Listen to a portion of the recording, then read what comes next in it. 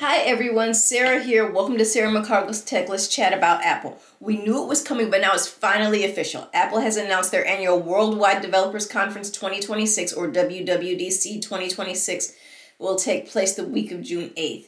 The keynote will be on the 8th at 10 a.m. Pacific or 1 p.m. Eastern.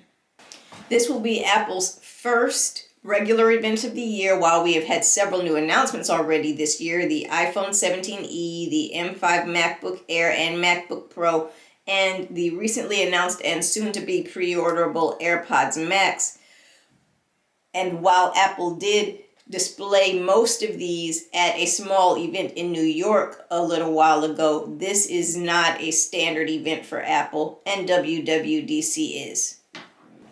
Of course, we'll see iOS, iPadOS, macOS, watchOS, tvOS, visionOS, and HomeOS 27. We can expect the first developer betas of these to be released after the keynote is over. If Apple holds to precedent, the first public betas will be released sometime in July. So if you run beta software as I do, that's our expected release schedule. Now, I have previously made a video on how to make a developer account that doesn't cost you anything, as your standard developer account does cost you $100 a year. And it's very easy to do.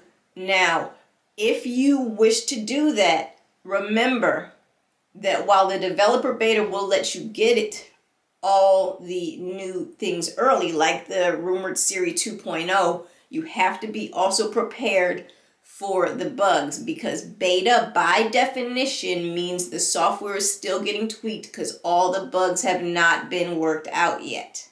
We do of course have a way to report these bugs. I explained that in the previously mentioned video as well. Hardware announcements are always possible at WWDC, but it's never a guarantee.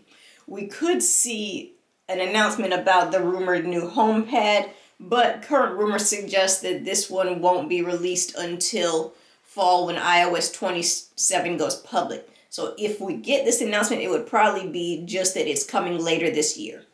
Siri will also get a visual makeover along with all the updates. It's rumored she'll finally be getting in 26.5 after Google agreed to power the new Siri in January. It's also possible she could become a full-fledged chatbot. We'll just have to wait and see. In terms of watching the keynote, you can always watch live on apple.com, the Apple YouTube channel, or the Apple TV app.